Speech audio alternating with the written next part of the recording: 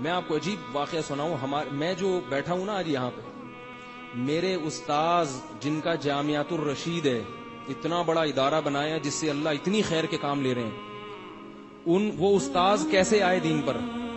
ان کے جو والد تھے، ان کے والد کو کسی غلط کیس میں جیل ہو گئی. ہوتا ہے نا، کیس ہوتا ہے تو جب تک ثبوت ہو نہ ہو گورنمنٹ اٹھا کے جیل میں ڈال دیتی. وہ بری ہو گئے اس سے الحمدللہ، لیکن جب تک کیس چلا تو وہ جیل ہو گئی. جب جیل میں گئے ہیں، یہ بہت پرانی بات ہے، ان کے والد صاحب کا بھی انتقال ہو گیا، تو وہ جب جیل میں گئے ہیں تو جیل میں ایک ڈاکو ملا.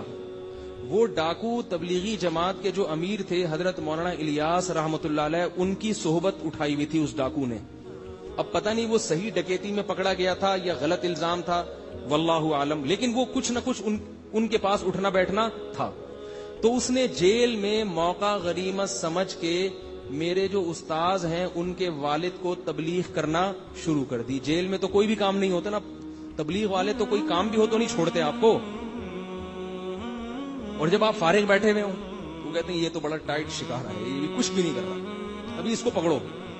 تو دیکھتے ہیں بھائی کون بندہ ایسا جو مکھیاں مار رہا ہے بیٹھ کے، یہ اس کو تو پکڑو نا، اس کو کیوں چھوڑے بھائی. تو وہ جیل میں ڈاکو بیٹھا تھا، اس نے کہا یہاں تو کوئی بھی کام نہیں ہے تو کیوں نہ اس پہ محنت کرو. یہ جو آیا بندہ ہمارا، محنت شروع کر دی.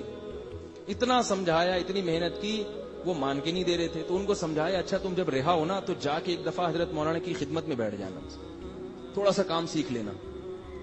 اللہ نے کیسا رخ بدلا ہے. وہ نکلے اور حضرت کی خدمت میں گئے، تبلیغ میں وقت لگایا، پھر وقت لگایا، پوری زندگی تبدیل ہو گئی.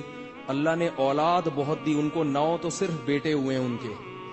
سب بیٹوں کو پھر حافظ بنایا، علم میں لگایا. تو ان کے جو دوسرے نمبر والے بیٹے تھے نا، انہوں نے علم میں اتنی ترقی کی کہ وہ پورے پاکستان میں وفاق المدارس میں ٹاپ کیا انہوں نے.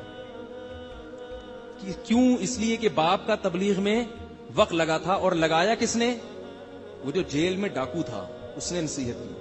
میں حقیقت میں تھا یا نہیں تھا میں الزام نہیں لگا رہا، ہو سکتا ہے نہ ہو، لیکن کیس اس پر یہ تھا کہ ڈکیتی ہے. تو اب نتیجہ کیا نکلا؟ جب تبدیل ہوئے تو بیٹے نے اتنی ترقی کی، پھر ہمارے حضرت مفتی رشید احمد صاحب کے پاس آئے، پھر ہوتے ہوتے ہوتے آج کتنا بڑا ادارہ. حضرت مفتی محمد تقی عثمانی صاحب ان کی تعریف کرتے ہیں، وہ جب وہ بلاتے ہیں تو وہ آتے ہیں وہاں پہ، اور ان کے ہی فیض ہے کہ میں یہاں بیٹھا ہوا ہوں ممبر پہ بات کر رہا ہوں آپ کے سامنے.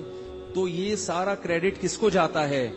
وہ جو 3-4 دن کی محنت جیل میں ایک ڈاکو نے کی، اس کو پتا بھی نہیں ہے، نہ اس کے بچوں کو پتا ہے کہ ہمارے ابا کیا. وہ تو صحیح سمجھ رہا ہوگا میں نے سروزہ لگوا دیا، ختم ہو گئے، میں لگا لیا ہوگا سروزہ. کون؟ اس وقت فون تو تھا نہیں، ٹیلی فون. وہ اپنے گھر چلا گیا، یہ اپنے گھر چلے گئے. لیکن وہ قیامت کے دن دیکھے گا کہ جامعۃ الرشید بھی اس کے نامہ اعمال میں، بولو بھائی، لکھا ہوا ہوگا.